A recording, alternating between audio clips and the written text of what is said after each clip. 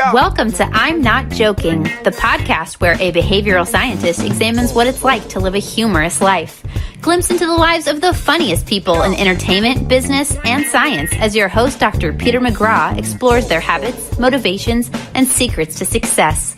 Get ready to fire up your brain and your funny bone. Now, here's your host. Welcome to I'm Not Joking, the podcast that looks at the lives of funny people. I'm Peter McGraw. Today's guest is Ross Floate. Ross is a designer, writer, podcaster, and even ethicist from Melbourne, Australia. He's helped create magazines, newspapers, websites, and apps for Australia's biggest brands. Currently, he's the design strategist for Loud and Clear, Australia's leading independent experience agency. Two interesting things about Ross. First of all, his dog is more famous than he is. Yes, he is. And the second is he's fascinated by the song Africa by Toto. Yes, I am. I cannot stop listening to Africa. Welcome, Ross. It's good to see you again, Peter. It's great to see you. So, obviously, you're not a comedian, but you're on this podcast because you're a funny person. That's very sweet of you to say. Yes, and I know this because I've spent time with you in person, and then I also follow your Twitter handle, hence learning about Toto. about yes. Africa by Toto. So if you weren't designing, writing, podcasting, or philosophizing, what would you be doing?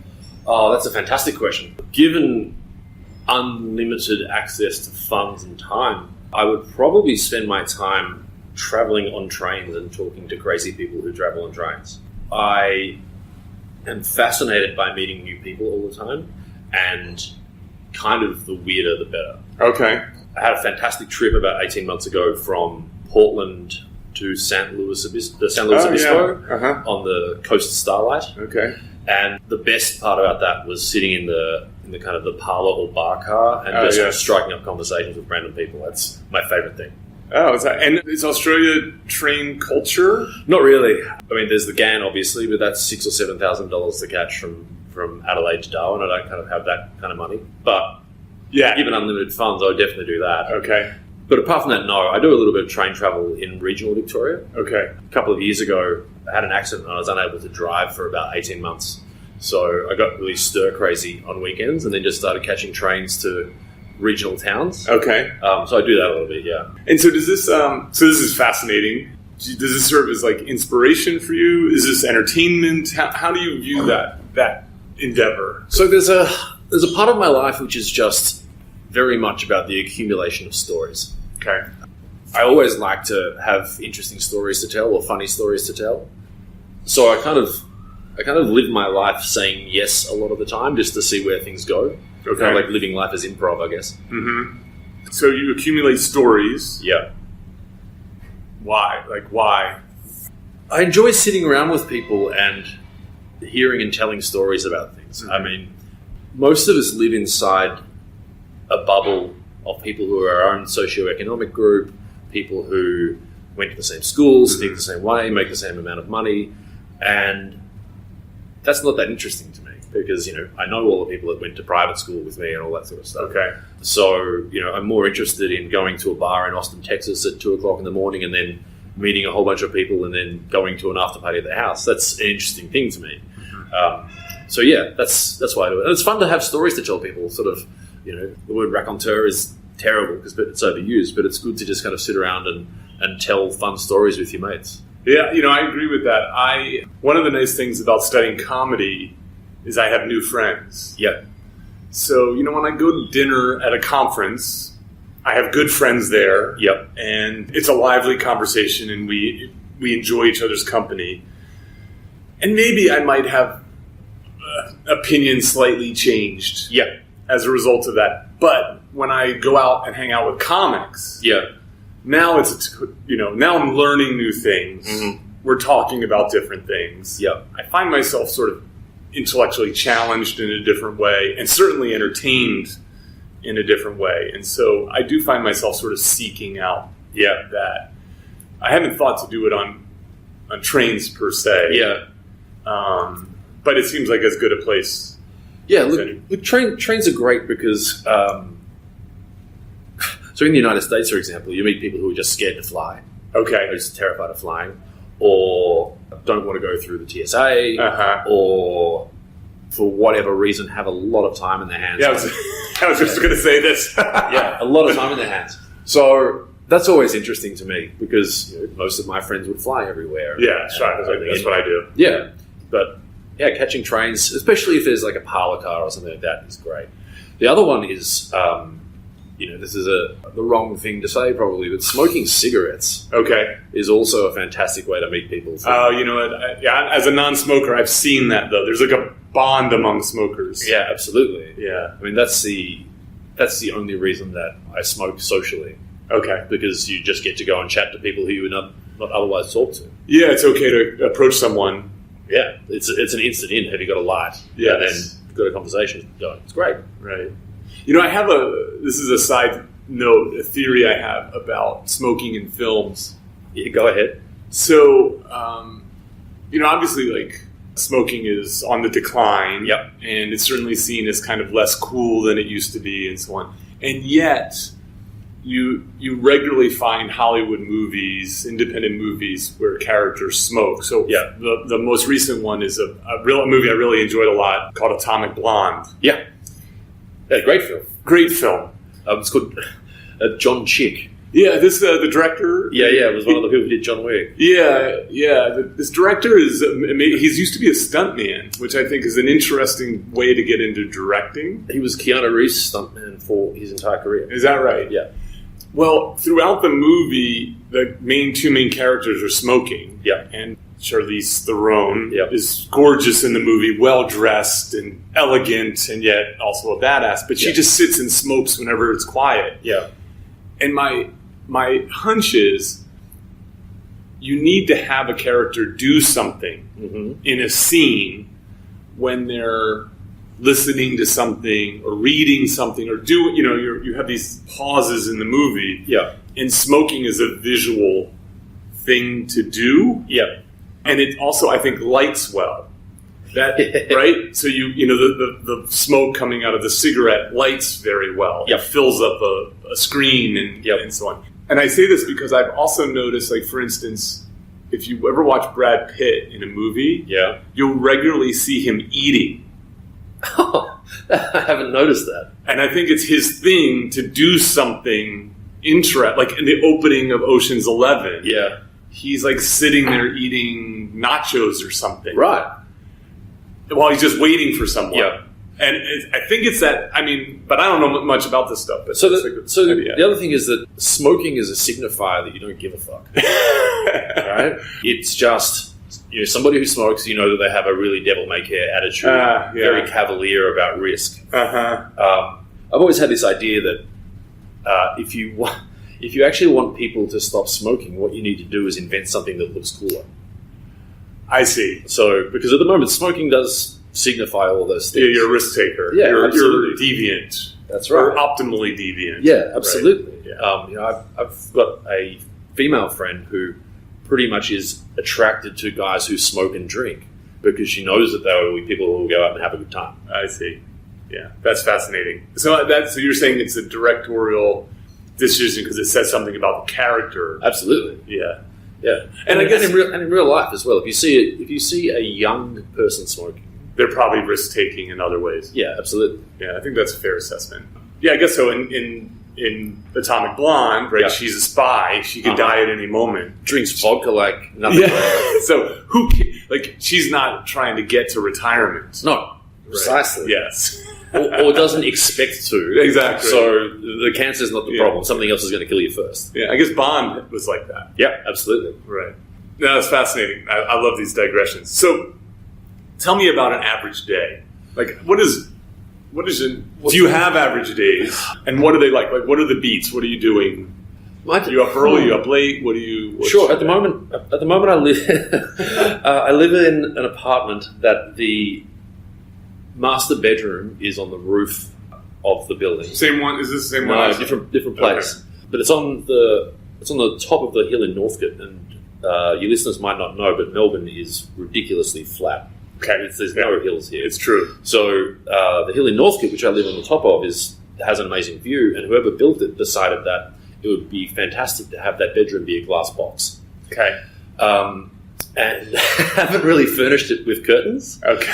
So I wake up when the sun starts filtering in at about 5:30 in the morning. Yeah, it's summer here, so it's January, and so it's summer, and the days are really long. I've been pleased with how long the days are. So the first light of dawn at the moment is kind of 5:15. So I'll wake up then. Do you know why I'm asked? No, I should. I have an extra. I'll give it to you.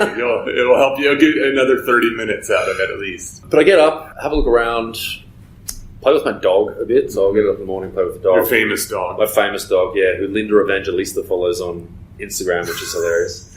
Now, who is that for people who don't know? Linda Evangelista is one of the first supermodels. I won't get out of bed for less than $10,000 a day. Oh, people. Okay. So yes, she follows that dog on Instagram, which is kind of weird. So I play with the dog, and then these days I come to work pretty early. Okay. So I was here this morning at about 7:30. Okay.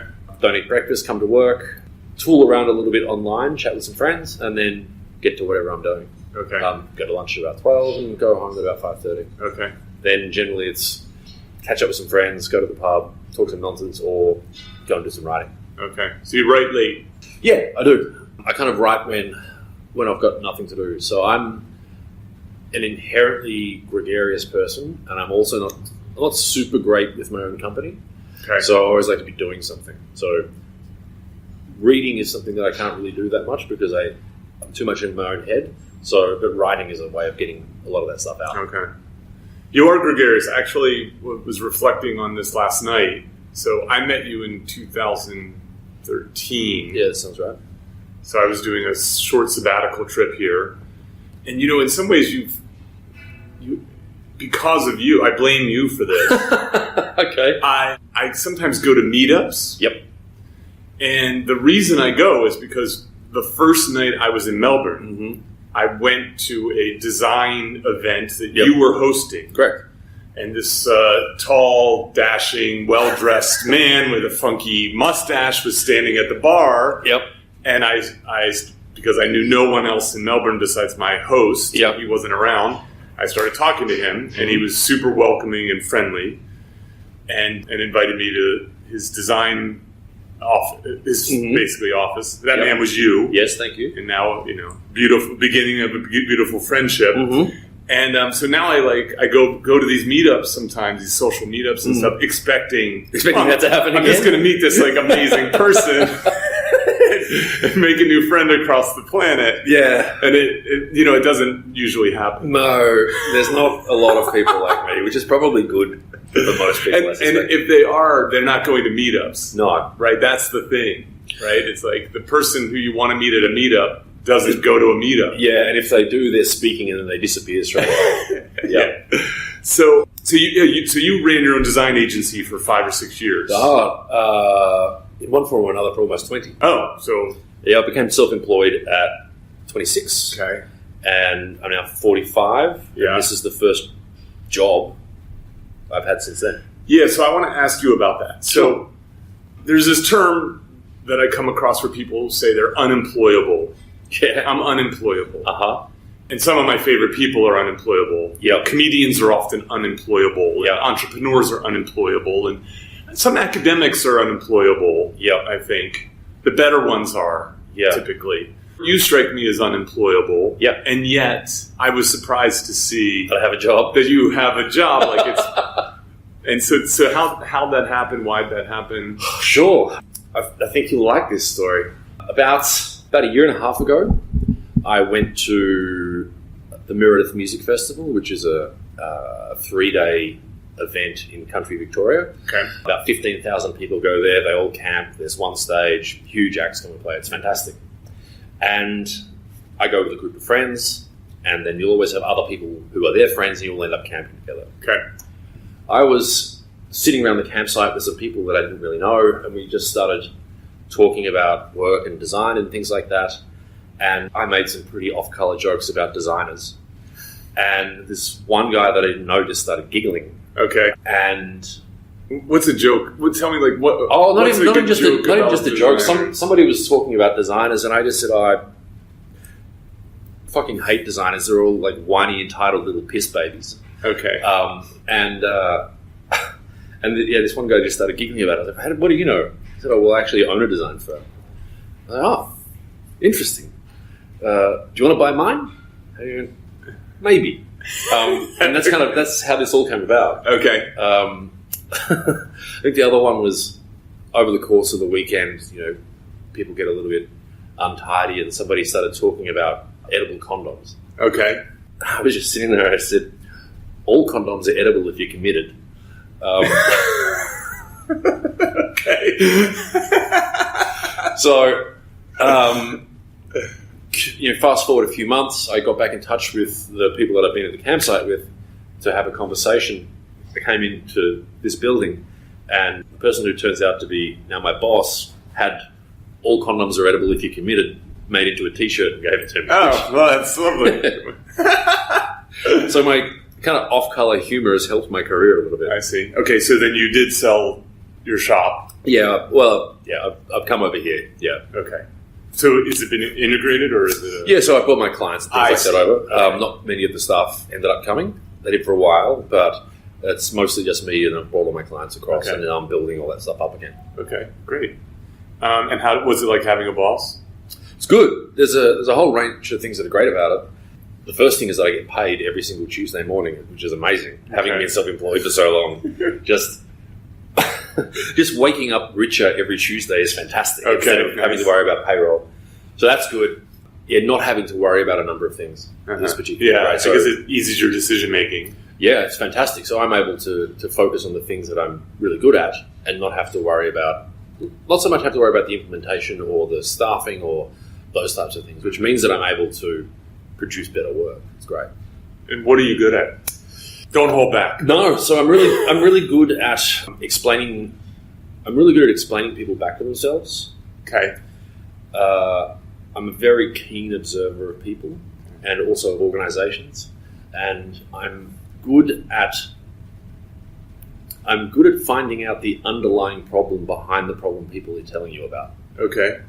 So if you go into an organization, they'll say that they need a website for problem X, and through conversation, you'll find out that that's not really the problem at all. There's an underlying problem, which is the business is having problems with retention or any of those types of things, or this person is actually worried that they're going to lose their job if this project doesn't go well. I see. So I'm good at understanding that, but I'm also good at listening to people and organizations and explaining them back to themselves. Because most people aren't able to express certain things. They can't express their problems, or they don't have the language for it. And because I've been a generalist all my life, I'm generally pretty good at understanding those connections. So this is connected to your train stories. Yeah, to an extent, right? Because you're observing. I'm always observing everybody. Then you're like, oh, I got to tell you this story, at some later point, and now you're doing this in your work. Absolutely. Yeah. I mean, one of the things that I've noticed in almost every person is that there is one fundamental thing that is missing about them, which is why they act in a particular way. And you can, if you understand this, you can generally predict how people will act in response to certain things. So, I've got a friend of mine, and I know that the thing that he requires is respect. Okay. Right? And so when you talk to him, you make sure that you give him a certain amount of respect, and it makes him feel good and makes him feel validated. I was an only child, and my parents worked a lot, which was good for them. But as a result, I'm the kind of person who needs affection and love and all that sort of stuff. So if you're able to observe those things in people, then I think you're able to help them sort out what their problems are, or work out a solution that's going to work for them. So what's their underlying motive that they might not even be able to express? Most people aren't aware of what that thing is. Yeah. I had this thing recently where I was talking about this idea to a group of friends. Okay. And did you go around the room? Yeah, I went around the room. And everyone just went silent for about 3 minutes. And I went, sorry, you asked me to do this. Right. But generally it's right. I can't do it with everybody. But you can pick it most of the time. So tell me. Okay, so you're good at this. Yeah. I believe you. Mm-hmm. But how are you good at it? What is it that you're doing? How is it that you pull stories out of people? Is this do you have a system, a method? Do you have a model that you use? How is it that you assimilate this, and then, because basically what you're describing to me, is observation, integration, communication. Yep. Right? There's 3 stages to this. Yeah. And maybe you're not even communicating it. You might just be holding that inside and using it for other stuff. But try to give me an idea how.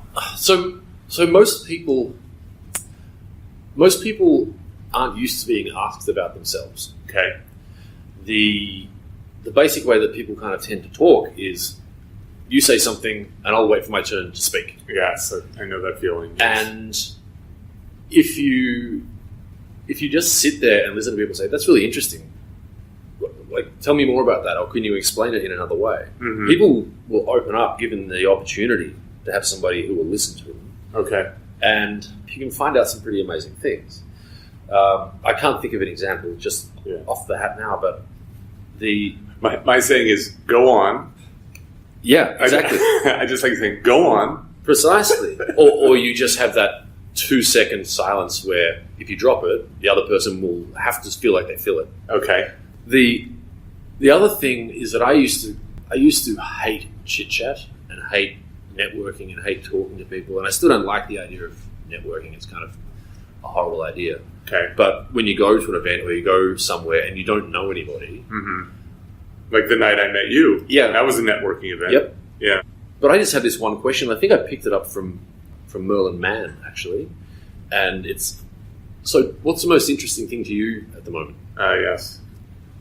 And again, people just go, well, I've been working on this. I found out that one of my clients is a beekeeper, which would have never come up otherwise, except for at that chit-chat at the end of the meeting. Like, so tell me what's been going on. What's really interesting to you right now? Mm-hmm. And people will start to drop this information, which then helps you form more human connections with people. Right. Okay. Yeah?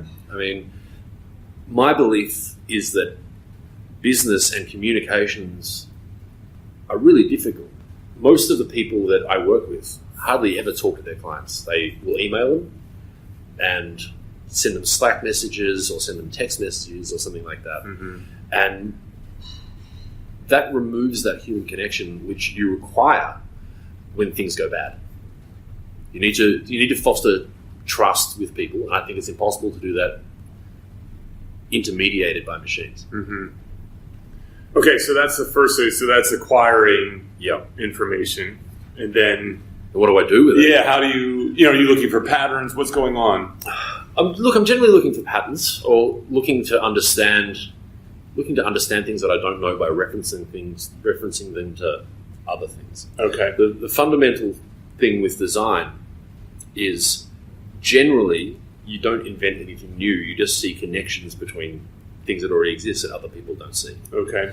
So the way that I've lived my life being kind of a really broad generalist means that I'm able to see things that engineers might not see in their own work because they're working in a particular silo. Right. So working out these things, working out patterns, helps you to either come up with new ideas or more effective solutions to problems that people can't even see. Okay. I wonder if that makes sense to people. Well, so can you give me an illustration of that? An illustration of that type of thing? No. That's fine. All right, so I want to, before we wrap up kind of an average day. Sure. So you were saying you're writing at night, you use this to occupy yourself. Yep.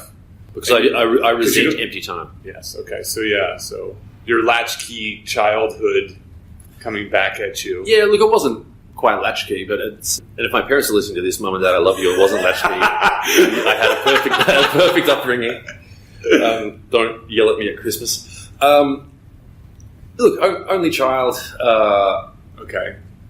Always wanted to find a way to fill in my time. Okay. And then... And to be creative about it. Like, when you're an only child, I think you need to be more creative about how you fill your time. Yeah. And then there's also... So my university training was not in design. I was trained as a journalist. Okay. So writing and expressing myself like that is something that I enjoy, and it just kind of comes really naturally. And it's the same with the observation as well. One of the things that they really teach you more than anything else in journalism school is to take notice of things. Okay. Because in taking notice of patterns that other people don't see, you'll be able to pull out the threads of something that's going on. Right. There was a famous thing in Melbourne when I was a kid, where a journalist walked to work and started to notice broken windows in certain buildings, and then from that uncovered a really big story about racial unrest and ethnic unrest in Victoria. But just from walking and noticing which windows had been damaged and things like that, was able to just kind of pull this out. And that's what's really interesting to me. And are you just storing this upstairs? Do you write this down? It's mostly stored upstairs. Or if I'm walking with my girlfriend, I will say, "Have you noticed this thing?" And she will just say, "No, shut up, you idiot." But it's also part of the way that my brain works. For example, if I hear a song, I will be able to tell you another song that the lyrics go with it perfectly. Really? My brain is constantly performing those kind of mashups and things like that.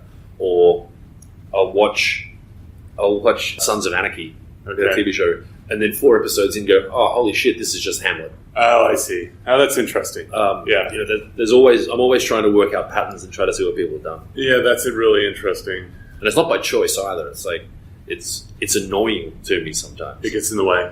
Yeah, absolutely. Of enjoying things sometimes. Yeah. When you watch a film and all of a sudden you say, "This is actually just a remake of Die Hard." This is Die Hard on a boat. Oh, right. But even to the point of, okay, so The Magnificent Seven is just Seven Samurai. Yes. But then A Bug's Life is almost a shot-for-shot remake of The Magnificent Seven. I see. As is The Three Amigos.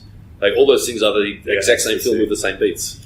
Yeah, I think I don't. Fortunately, I don't know enough to ruin most of my entertainment. You don't suffer from this malady that I have. But it does happen at times.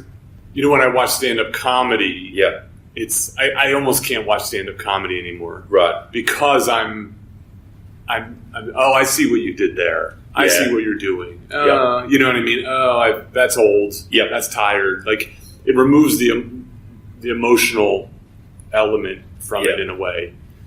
I think that when I do recognize that stuff that what you're talking about, I'm more delighted by it, because I like that artists, quote unquote, steal from each other. Like, I've definitely had it where I go, you know what, I've seen that camera shot before. And now it takes me out of being transported by the story, which is a problem. But I still like the fact I feel smart. When that happens. So there are some things that I refuse to learn about. Okay. So my favorite drink is an old fashioned. Oh yes, rye old fashioned. I refuse to learn how to make it. So it feels special. It's a special thing. I don't know how it's done. I look away when it's being made, just so I don't know it. Okay. Because it's just, you know how the Catholics have this idea of the strict mystery? No, I don't. And I was Catholic. Well, the strict mystery is as I understand it, you can't try and pull apart the threads of the Holy Trinity, because it's a strict mystery. Okay. You're not meant to understand it. Okay. It's a mystery. And if you try and unpack it, okay, that's actually a bad thing. Okay. And for me, the strict mystery is the old-fashioned. Oh, that's fantastic. And that clearly goes against your nature, right? As a writer, podcaster, designer, and ethicist, right? Which is actually the opposite. To try to understand it all. Yeah, to understand it all. So I think you're funny. Thank you. Do you agree? I'm not as funny as my girlfriend is. Okay. She's tremendously funny. Yeah, look, I think I definitely have the ability to kind of open up a room through being silly or jovial or whatever. I would never do stand-up or anything like that, because most of my humor is about having noticed things that are connected and noticing things on the spot. So I'm a kind of funny. Okay. Yeah? Certainly. And you're more funny speaking than writing? Look, Twitter has always been a good thing for me, just to throw out really quick bon mots. Okay. Like, noticing dumb things and putting them together and just making really quick comments. But my girlfriend and I, as a team, are ridiculously funny. The two of us together, and very, very funny. She's much smarter and much funnier than I am. So the traditional kind of two-person comedy has the straight and the crazy. Yeah. Right? Or, and so... There's a clown and a policeman. Yeah, that's sort of the traditional. Now, like in improv, you can have straight. Mm-hmm. You can have straight crazy, and you can have crazy. What are you guys? The great joy and the great problem with our relationship is that neither of us has a handbrake. So I would say that we're both crazy. So when you say handbrake, you mean like an emergency brake? Yeah, I see. Okay, yeah. There's so it's crazy. That's what I would have. That's what I would have guessed because I know your girlfriend, so I'm not surprised to hear that. So I want to talk to you about your inspiration. Like how you've got a motor. Yep. You're always. I told you I was coming to Australia, and you threw out like 3 things that we could work on in some way. Like where does that kind of inspiration for doing those interesting things, for doing this, these sort of extracurriculars? What's happening there? Why? Part of it is it just to keep yourself preoccupied? Part of it's to keep myself occupied. Okay.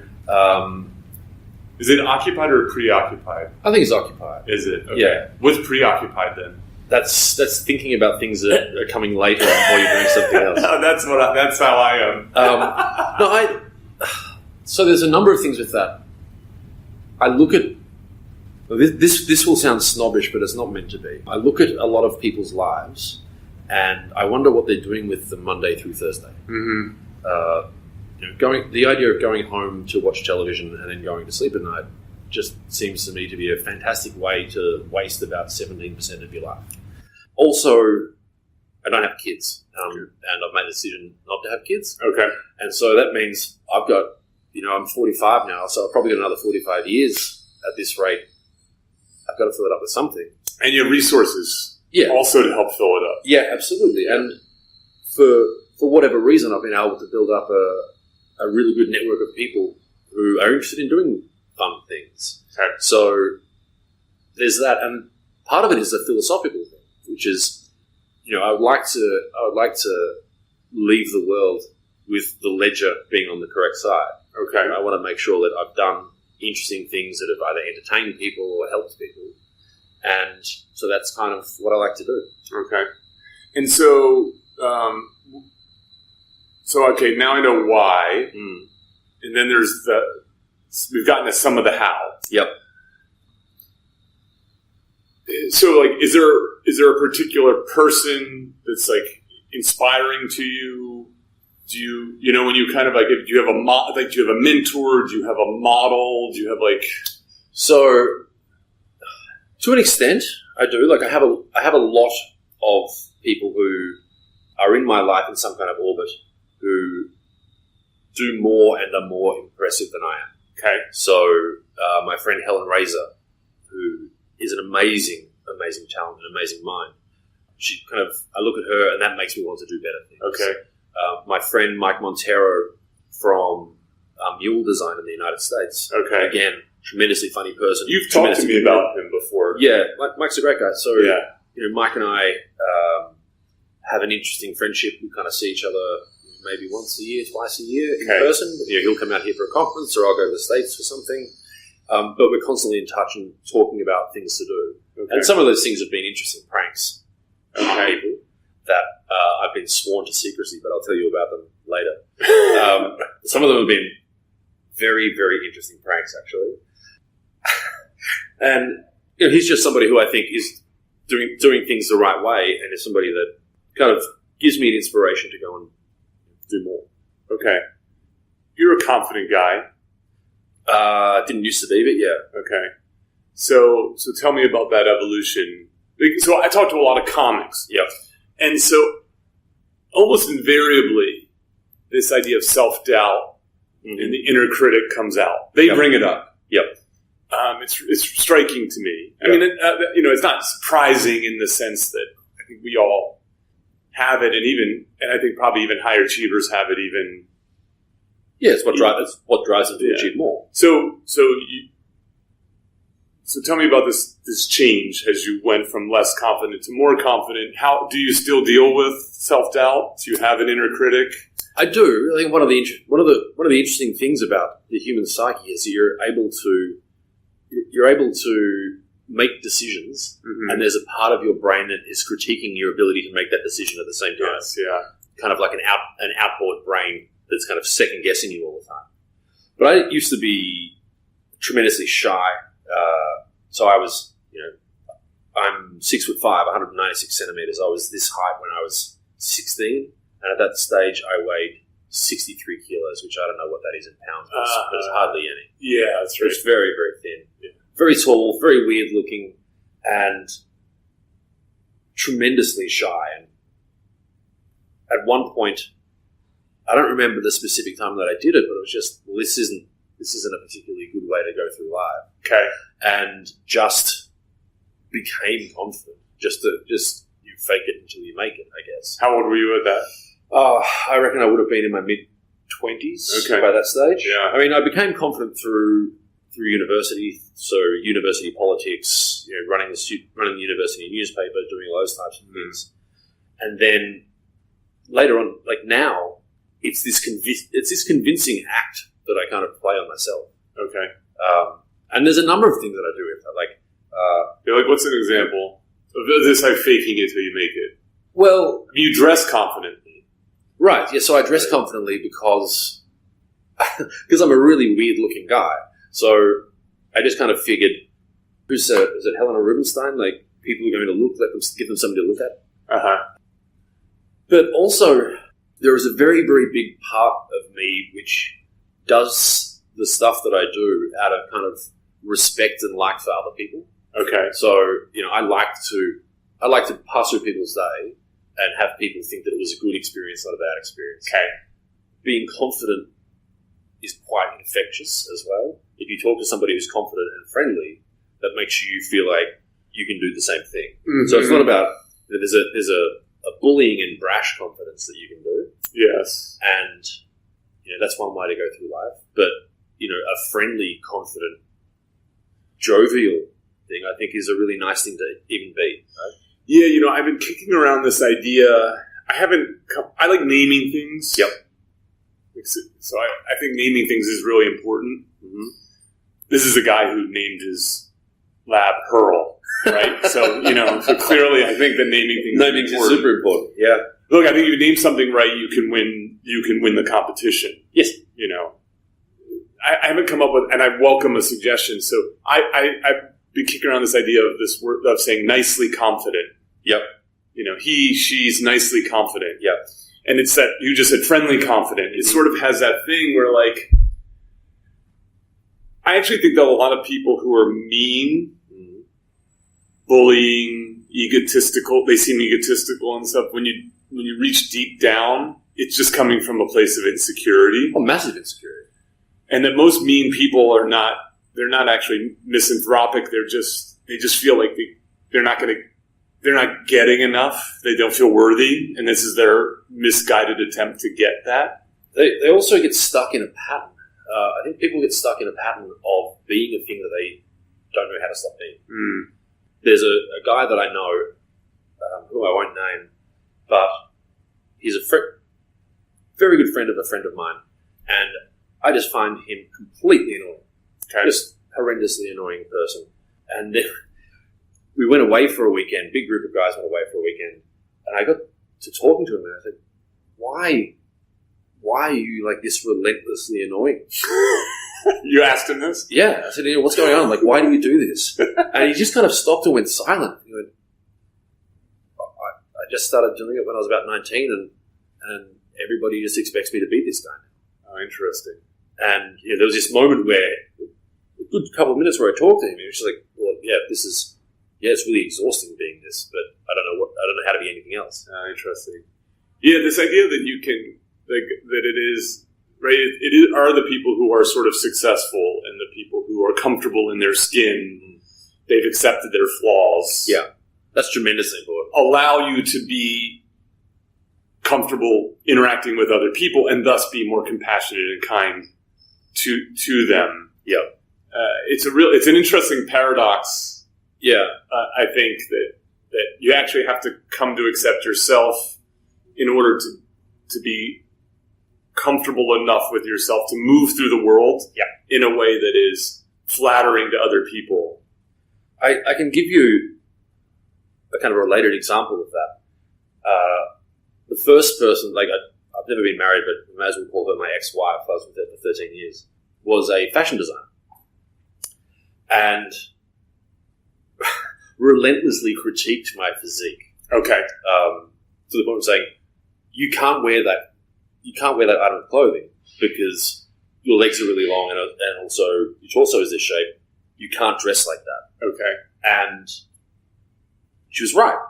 She was like, these are your flaws. You got to work with them. Yeah, sure. That's right. And so now I dress differently, and I'm known for dressing in a particular way, I guess. But that sort of stuff makes a huge difference once you accept it. Accept what it is, and then you can move through it. Yeah, I think so. All right, a couple quick things before we move on. So this is my version of the what are you working on that you're interested in? Yeah. And that is, what are you reading, watching, or listening to that really stands out? I mean, that just makes you go, oh, wow. So I read a lot of Chuck Klosterman. Oh, yes. Because he has, whether you like his writing or not, he generally has a really interesting way of looking at the world. He's written a book called What If We're Wrong? Okay. Which I've read a couple of times now. Okay. Which kind of says, look, we seem to think that we're at the end of history and all the facts that we know are currently correct. But every single group of people in history has thought the exact same thing. And they've almost all turned out to be wrong. Yeah. So why do we think this way?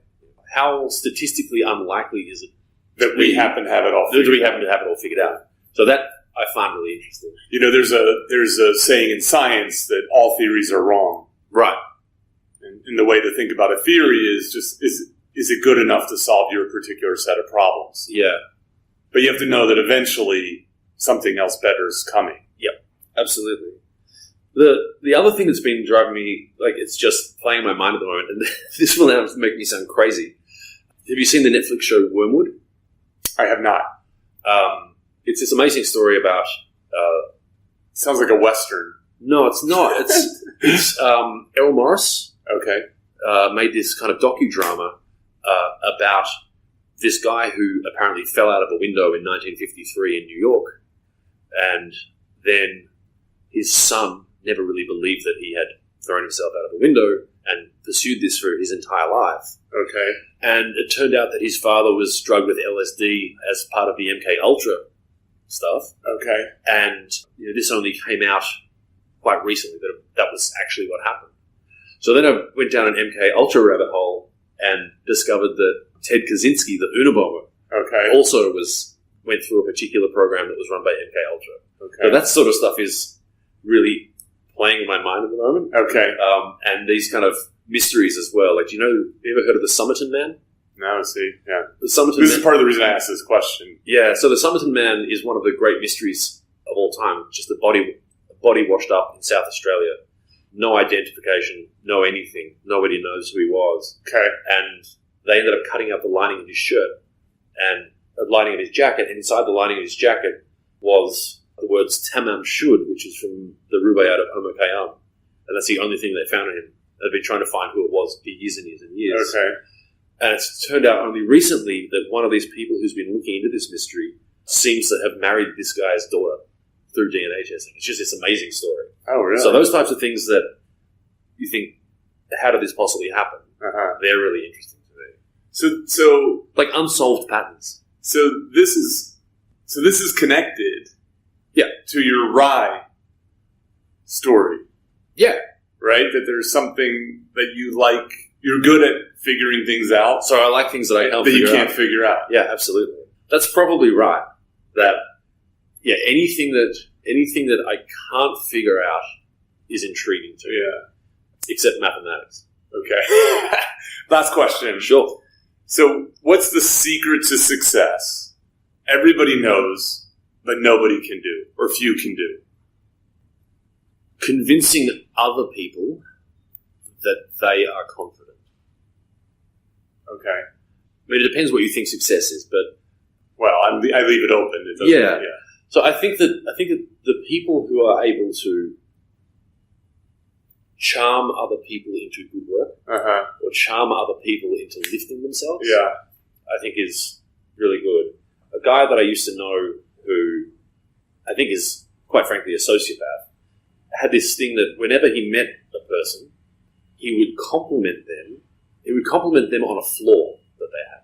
Okay. So, for example, with me, I used to be habitually late to things. Okay. And one time I turned up early, and he's like, "Ross, one of the things I really like about you is that you're like always prompt at meetings." Okay. And then I was never late to another meeting. Okay. Never ever. Because he told me that I was good at this thing, and then all of a sudden I had this idea that I couldn't let that idea of myself down. Yeah. But people who can do that and are able to charm other people into success. Yeah, that's. I think I think you're right that is difficult for people to do. Mm-hmm. In part because intuition doesn't suggest that positivity is the way to motivate people, right? Like that we tend to think that yelling and stomping around and being angry and being critical is going to be a way to get better performance out of people. It's not. And not. The research in management is clear. It's positivity wins. Positive leaders are much more effective leaders than negative ones. And yet, people don't naturally do it. They think the drill sergeant model is useful. The Patton versus Montgomery thing, right? You have Montgomery who's trying to create this esprit de corps as they're going through Africa, and you've got Patton who is like punching soldiers who have got battle fatigue. Yes, right. The two different ideas. Yes. I knew this would be great. Thank you. It's been fun. It's been really a lot of fun. I already have a lot of things to think about, and my podcast listeners they're out of luck, but I get to go to lunch with you next so we can continue. We can continue this chat. That'll be great. Looking forward to it. Thanks so much for doing this. Thanks, Peter. Thank you for listening. Don't forget to visit petermcgraw.org for more information about our guest, show notes, and social media links. If you've enjoyed this episode, please subscribe and share with others. Join Dr. Peter McGraw next week for another fun, fascinating conversation on I'm Not Joking. Yo.